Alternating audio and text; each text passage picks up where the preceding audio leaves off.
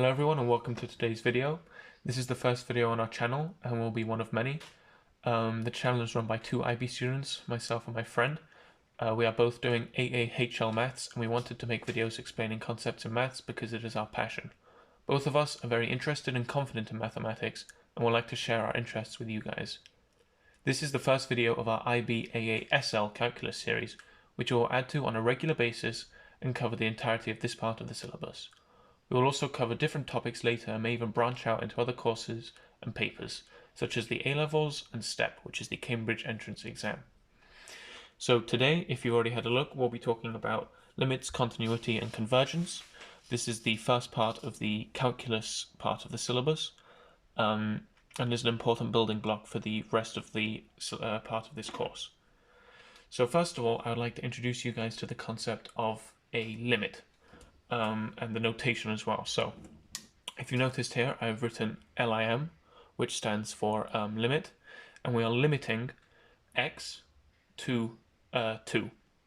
Now the idea of a limit, you can sort of substitute the word limit for approaches. So we are looking what happens as x approaches the value of 2 in this function x squared, which I've done a little sketch here. So here we've got 1, here we've got 2, and then 3, but I couldn't draw that because it would have been way too high. So we're going to be looking at what happens as x approaches the value 2 in this function x squared. So if we see we have 1 here, and 1 squared is just 1. And then if we go 1.5 squared is around 2.25, I believe, which is around here. Maybe a little bit higher above there. And then we increase it, and then of course as you can sort of see graphically that as x approaches 2, we approach this value here of 4. Now, of course, this might seem obvious because we know that 2 squared is 4. And so in this case, the limit as x approaches 2 is the same as the function at 2. So we have limit as x approaches 2 of f of x, where f of x equals x squared, equals the function at 2, which equals 4. So this might seem a pretty obvious concept to you guys, that as x approaches 2, the function approaches 4. Now I'm going to introduce you to a little, this isn't technically part of the SL syllabus, but it's an interesting concept when it comes to limits, and this is the idea of piecewise functions. Let me just move the paper up a little bit. So a piecewise function is defined for different functions at different values of x. And this is what it looks graphically. We've actually got two lines here of two different equations, and I've drawn them out here. So this here is 1, 0, and this here is 3, so 1, 3. So it's defined for 2x plus 1 when x is larger than 1, and 2x minus 2 when x is less than 1. And I'm interested in the limit as x approaches 1. And now we have to look at the idea of approaching a limit from both the left and the right hand side. So in our example here, if I carried on the graph here, we can see that the limit approaching from this side is equal to the limit approaching from this side. They both approach this same value of 4, coming from the right hand side and coming from the left hand side. However here, if we look at the limit from the notation here, I hope you can see, x approaches 1 from the negative side, basically the left hand side. So as we come in this way, coming in with x values from maybe a half, 0.9, 0.99, what happens? Well, we can see that if we just plug in x equals 1 for this function where x is defined for less than 1, we get 2 of 1 minus 2, which is just 2 minus 2, which is 0. Which makes sense because here we can see that it touches the x-axis. Now I want you to think about what happens as x approaches 1 from the positive side. So we go 1.5, 1.1, 1.01. And for these values, when x is larger than 1, it's defined as 2x plus 1. So now we're going to have 2 of 1 plus 1, which is 2 plus 1, which equals 3. So we have the limit as x approaches 1 from the left-hand side of being 0, and the limit as x approaches 1 from the right-hand side of being 3. We can see this graphically as well. This is just an analytical way of finding the limit. So that means that if x approaches 1, and these limits are not the same, that the left and the right-hand side are not the same, then the limit as x approaches 1 for that function is undefined. So if we omit, for example here, I did not say that x approaches 2 from the left or the right hand side. I didn't specify because it is the same. However, for here we need to specify because the left and the right hand side are different. But therefore the actual limit doesn't exist, and this makes sense because if we look at it, we can't really tell. Does it approach 3? Does it approach 1? Is it somewhere in between? It's undefined. There's no value for it. So this comes to an important conclusion here in notation, that we assume that the limit as x approaches a of some function equals some value L. Now this is true if and only if, that's what this means here. This is if and only if the limit from the left-hand side, so x equals a coming from the left, equals L, and the limit from x equals a from the right-hand side equals L. So we have here, let's say a was 2, and we knew that L was 4, and both from the left and the right-hand side it was equal to 4, therefore the limit must equal 4. However, here we had two different values, so therefore the limit as x approaches a is not equal to L for both values, and therefore the limit does not equal L, and it's undefined for that limit. Now I want to think about a different method of finding limits, which is what SL students will be doing more of, and that's making use of a calculator that you should have. So we'll be looking at this function, x squared minus 1 over x minus 1, and we want to think about what happens to the function as x approaches 1. Now, of course, we can try plug in x as 1, but we just get the form 1 squared, so that equals 1 squared minus 1 over 1 minus 1, which is just 0 over 0. And this, you might think, oh, it's just 0, it's fine, it doesn't exist. No, if it's 0 over 0, this is also equal to undefined. However, there are ways of figuring out this, this limit, and we're going to make use of the graph function. So, if you can see, I've already graphed that line here. It's actually a straight line, which might be a bit weird because it looks like it will be more complicated. But yeah, this is the function x squared minus 1 over x minus 1. And I want you to go to menu and then trace, so number 5, and I want you to trace graph. So, if we think about it here, we've got our function, and we want to find out what happens as x equals 1. Now, if I just put x equals 1, so I click 1, I click enter, you can see here it says undefined. Okay, so I'm thinking, okay, well, let's look at this little table that I've drawn here. What if we go x equals 0.6? What happens there? We've got 1.6. What about when x equals 0.7? 1.7. What about 0.99 approaching, where we have 1.99? Sorry, that's a little small. Okay, so we can see here that this seems to be approaching 2, right? We've got, it's increasing, we've got 0.99 is 1.99, okay. So we know that from the right-hand side, as we said here, so the limit as x approaches, sorry, from the left-hand side, it's getting from here, it's going closer. It seems to be approaching 2. Now what do you think about what happens when you approach it from the right-hand side? So it's coming from, let's say, 1.5. So I input 1.5, we have 2.5. What about 1.2? We have 2.2. What if I go very close, I go 1.001? Then we have 2.001. So just add another 1.001, gives us 2.001. So this also seems to be approaching 2. So we have from the left and the right hand side, it both seems to be approaching 2. And the limit here actually does equal 2. So the limit as x approaches 1 equals x squared minus 1 over x minus 1. And using our calculator, we found this to be 2.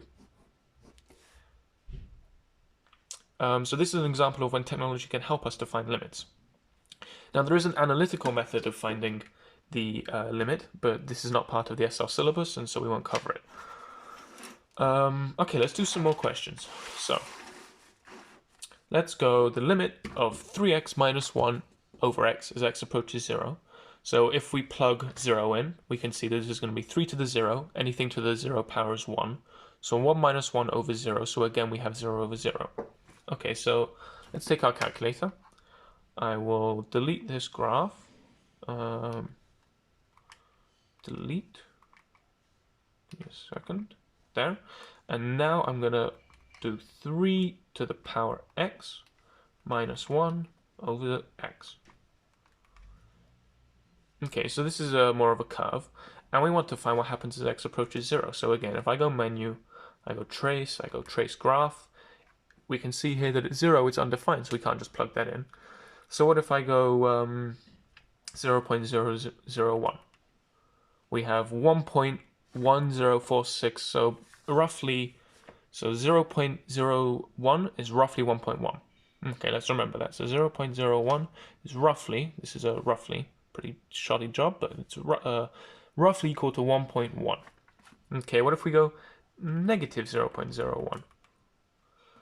We have negative 0.01 is also roughly 1.09. Okay, what if I go 0.001? 0.001 is roughly 1.099. So these, although this is less clear than before, these are roughly seem to be approaching the value of 1.1. Because if we round these all to one decimal place, we get 1.1. So it's safe to assume here that the limit, I'm gonna not equals, I'm gonna say roughly equals 1.1. Okay. What about this one? So again, we have 2x squared minus x over x. If we just plug in 0, we have 0 minus 0 over 0, so that's just 0 over 0. So let's go again, let's get our calculators out. Delete, delete. And let's graph this function. So 2x squared minus x over x. Okay, so this is a straight line, so we're hoping that this might be a little bit nicer. So let's go menu, let's go trace graph, and let's go again at 0, it's undefined, so we can't just plug in 0, so let's go 0.01. 0.01 is equal to negative 0.98. Okay, what about negative 0.01? Negative 0.01 is equal to negative 1.02. So these seem to be approaching. Let's just do 0.0001 just to be safe. 0. A bunch of 0.001 equals negative 0.9998. Now this we can see, obviously this is approaching 1. And if we did negative 0.0001, we'd also get pretty close. We get negative 1.0001. So we can see that this, the limit, is equal to negative 1. Of course, there's an analytical method. For those of you who might be good at factorizing, we can see that 2x squared minus x over x equals, we factor out an x, so we have 2x minus 1 over x. So we can cancel out the x's, we just get 2x minus 1. And therefore, when x equals 0, we have 2 times 0 minus 1, which is minus 1. But this sort of analytical method of finding limits is not necessary for your course, but it might just be good to think, oh, look, I can factor out a common factor of x here. That gets rid of the denominator being 0. Then it's easy to find the limit. Here we've got x squared minus x over x minus 1. So let's graph that. My pen's rolling away. Select the graph, delete, so let's go x squared minus x over 1 minus x. This is also a straight line, so hopefully this will give us a nice value. So let's go, not graph, let's go menu, trace graph. Let's go, so at 0, we're not looking at 0, we're now looking at x approaches 1. Of course, if we plug this in, it's just 1 minus 1 over 1 minus 1, which is 0. So let's go 0.99. 0.99 equals negative 0.99. Okay, what if we go 1.001? 1.001 equals negative 1.001. So we can see here that it seems to be approaching, remember this is a negative here, it seems to be approaching negative 1. Let's put negative 1 there. Of course, we can look at the graph, we can think, oh, what is it approaching as x equals 1? We can see it's going to be roughly negative 1 as well. So you can look at it on the graph. But it's good to have this sort of, what happens as, this is the x value, as x approaches 1, what happens to the y value. So these here are the y values. And again, if you guys have are good at factorizing, you can see here that we've got a common factor of x. So x squared minus x over x minus 1. Take the x out, so that's x minus 1 over x minus 1. So that's going to be equal to x. Right, my bad, I might have... Oh, I'm sorry, this is the wrong graph. Oops, I've graphed 1 minus x, not x minus 1. I'm sorry about that. So that should be x minus 1, there we go. So yeah, sorry, it should be a positive, it was the negative reciprocal. So this, sorry, should not be 1, it should be plus 1, as we can see, because this equals x, so as x approaches 1, it should just be 1, and now let's just double check that. Let's go there, graph, trace. So yeah, at 1.001 we have 1.001, at 0.999 we'll have 0.999, so we can see that this is just the line y equals x. That means as x approaches 1, the function equals 1. Now these methods here of rearranging it, I don't want you to think that this function here equals this function. It's more that we can cancel some factors, but they're not equal. This is almost like the limit of the two functions is equal, but the actual function is not equal. Like they are not exactly the same, because this is not defined for x equals 1. This does not have a value because it's going to be dividing by 0. Okay? So don't make the mistake of thinking, ah yes, this must be equal to this. No, it's a simplification so that we can find the limit, but this is not equal to, these two are not equal. So I would recommend, if you're ever stuck or confused, just use your calculator. If it's a non-calculator paper, then I guess you'll have to do some sort of factorization, but in SL, most of your questions for these type of limit questions will be calculator. Okay. Now this last one here, there's an investigation in the book that we're using on my school. And the book actually says to do this algebraically, so I'm going to try to not use the calculator for this. And it's trying to find the link between a function of the form px over qx. So it's a rational function, such as x plus 2 over x minus 3. I'm sure you've seen many of these in the function module, and you will have analyzed them in terms of looking at asymptotes, vertical, and horizontal asymptotes. And we're going to use the idea of limits to find the horizontal asymptote. And what we're going to do is we're going to limit x to infinity, and this should give us the horizontal asymptote. Because if we think about it, an asymptote is the behavior of the graph as x approaches infinity. So you might have seen something like f of x equals 1 over x. So this is it goes down like this. It's a terrible drawing. It goes like this, and we can see here that the limit as x approaches infinity, so it increases, we can see that this just gets closer and closer. Now the thing is, you should know here that the horizontal asymptote is y equals 0, because we know that 1 divided, you can never divide a number by anything to get 0, right? But now that we've got the idea of a limit of what value does it approach, not what value does it equal, it's what value does it approach as x increases to infinity, we can say that the limit is equal to the horizontal asymptote, because the limit and the actual value of a function, is different. You can't confuse them. You can't say, ah yes, the limit is always equal. No, there's times when a function is not defined for a value, but the limit exists. So let's do a little investigation here. We've got 4 different functions of this form of px over qx. And we need to find the limit as x approaches infinity and the horizontal asymptote. So the degree, I'll just explain quickly what a degree is in case you don't know. A degree is the highest power of x in a function. So here the highest power of x is just 1. So the degree of px is 1, and the leading coefficient is the coefficient of the highest degree. So the highest degree of x is 1, and the coefficient of that is negative 2. Same for qx here. On the bottom, we've got the highest degree is 1, and the coefficient is just 1. Now we're going to think about, okay, how can we find the limit as x approaches 0, right? Well, we can say that y equals minus 2x plus 3 over x plus 1. Now what I want you to do is divide by x on both sides, on the top and the bottom. If we divide both sides by x, we're basically dividing by 1, which is the same. So this doesn't actually change the function. So we divide minus 2x by x, that just becomes minus 2, plus, and 3 divided by x is 3 over x. So that's the top. Then we have x divided by x, that's just 1, plus 1 divided by x is 1 over x.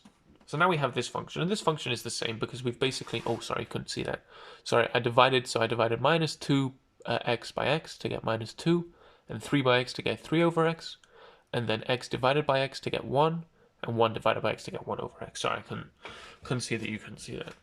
So these basically the same function because dividing by x over x is dividing by 1, which gives you the same value. Now I want you to think limit x to infinity. I can never draw infinities. Limit x to infinity of minus 2 plus 3 over x over 1 plus 1 over x. Now I want you to think about considering this function here of 1 over x. As x approaches infinity, the limit approaches 0. So I want you to think here, 3 over x.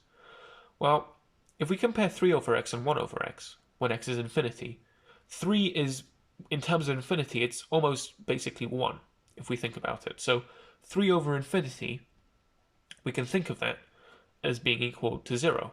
Because imagine if we had f of x equals 3 over x, it's going to be a little bit of a different function, but it's going to eventually also come down here. It's going to be something like that. It's going to come down. It's also going to equal to 0. So that it basically equals to minus 2 plus 0. Almost. It's the limit. So it isn't exactly equal, but in the terms of a limit, it is equal. Over. Similarly, 1 over x is exactly the same function here. We know that it approaches 0, so that's going to be 1 plus 0. So this is just equal to minus 2 over 1, which is minus 2. So that's the horizontal asymptote. Now, there are other methods. You could use a calculator. I don't want to use a calculator because the book said find these algebraically, not with a calculator, and I think it's useful to not only use your calculator. Yeah, I think it's useful to not just rely on your calculator all the time. So now we're going to think, okay, what about this function here? We've got, I'll use this paper here, y equals x plus 2 over minus 3x squared plus 3x minus 1. Now we're going to do the same method. First of all, let's fill in this table here. So for p, the highest degree is 1, the coefficient is 1. For the bottom, it's 2 because it's x squared, so it's 2 and it's minus 3. Now I want you to divide the top and bottom by the highest degree of x. So here the highest degree was 1, and agreed for both of them. Here the highest degree is x squared. So divide by x squared over x squared. Again, that's just divided by 1. So x divided by x squared is 1 over x. 2 divided by x squared is 2 over x squared. And then we have minus 3x squared divided by x squared is minus 3.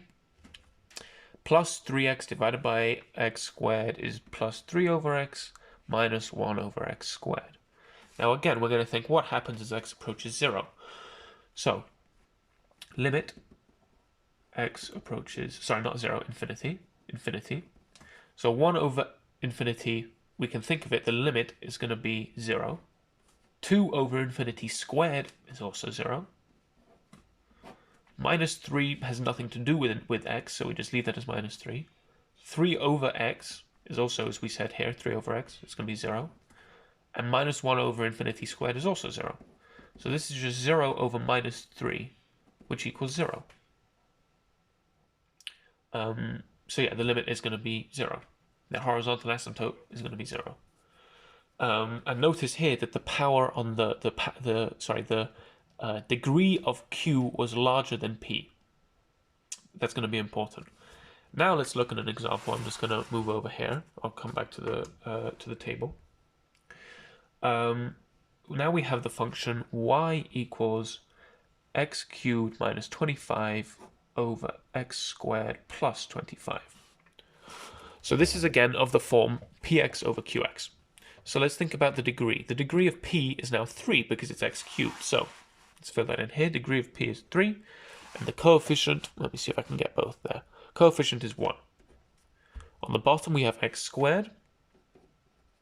So, sorry, that's degree is 2. And the coefficient is also 1. Now let's do exactly the same. Divide both sides by the highest degree, which is going to be... let me think, what's the best thing?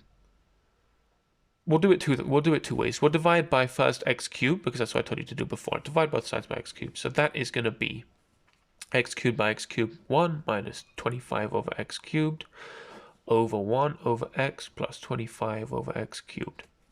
Now I'm going to limit x to infinity. So that's 1 minus 0 over 0 plus 0. So 1 over 0. Okay, so we have a bit of a problem. We have something divided by 0. So this doesn't actually work. So what if we divide by the highest degree in the denominator? So not the highest degree of the whole function, but the highest degree of the whole denominator. So let's do that again here. So we're dividing by x squared now. So x cubed minus 25 over x squared plus 25. Divide by x squared over x squared. X cubed divided by x squared is x minus 25 over x squared over 1 plus 25 over x squared. Limit x to infinity. That equals to infinity minus 0 over 1 plus 0, which is just infinity. So the limit as x approaches infinity is also going to be infinity. And notice here that the power of p, or the power of the function in the numerator, was higher than the power of the function on the denominator. It's going to be important later as well. Now let's look at another example where the degrees actually for p and q are the same. So y equals x cubed plus x minus 4 over 4x cubed plus 3x squared plus x. Now we're going to divide by, remember, we're not dividing by the highest power in general, we're going to be dividing by the highest power in the denominator, but of course for this one it's the same, we're dividing by x cubed over x cubed. So x cubed by x cubed is just 1, x over x cubed is 1 over x squared, minus 4 over x cubed, over 4 plus 3 over x, plus 1 over x squared. If I make any mistakes here, I'm really sorry. I'm kind of just doing this quickly. I've done these before. Now let's limit x to infinity. So that's going to be just 1 plus 0 minus 0 over 4 plus 0 plus 0, which is 1 over 4. So that's the limit of the function. If I'm going too quickly here, just replay the video and hopefully I'll understand why 1 over infinity we can think of. It's not actually, so I'm not saying that 1 over infinity is 0. I'm saying 1 over x as x approaches infinity. See, this is the key difference in a limit, is that I'm limiting x to 0. I'm not saying x equals 0. I'm saying what happens as x goes to infinity. So I'm not saying that 1 over infinity is 0. I'm saying the limit as x approaches infinity is 0. That's a key distinction that you must understand. So I'm basically saying the limit equals to 1 over 4. So I didn't fill in here. So let's see. The degree of both of them was 3. And the coefficient for p was 1 and q was 4. And the limit was 1 over 4. Now, hopefully, you guys have noticed a pattern here. Let's see here. The coefficient for a was minus 2 for p and 1. And the horizontal asymptote was minus 2. Then we had for d, where again they matched the degrees, we had 1 and 4, and the limit was 1 over 4. So hopefully you're seeing a pattern here. That if the degree, so if the degree of px equals degree, sorry I can't see that, degree of qx, then the limit as x approaches infinity is going to be the coefficient of the leading leading term of px divided by the coefficient of the leading term of qx.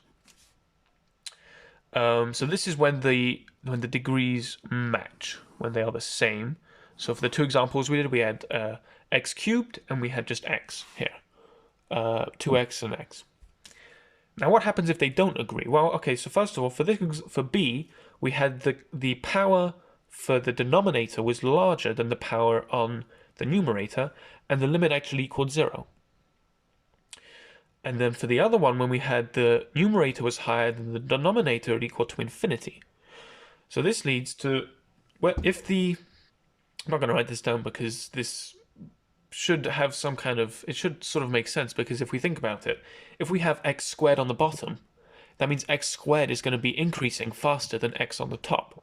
So that means that even though they're both infinity, we'll almost have a larger infinity on the bottom, and therefore that's going to be equal to 0, and vice versa. If we have a larger infinity on the top, then we'll just have infinity in general. Of course, you can look at all of these with a function. You can graph them. You can see what happens as it approaches infinity. You can go 10,000, 100,000, a million on your calculator and see what happens and what value it approaches. But I think it's pretty good to work through this and sort of understand what you're doing rather than just blindly using a calculator, and to actually see what happens as x approaches infinity. But yeah, that was the video for today. I hope that was clear. I hope it wasn't too long-winded. But I didn't want to just use the calculator. I wanted to go through some examples and some graphs and think about what's really happening when we look at limits, and what's the thinking behind limits. So yeah, thank you. Let me know if there's anything I could have done differently, and yeah, see you guys next time.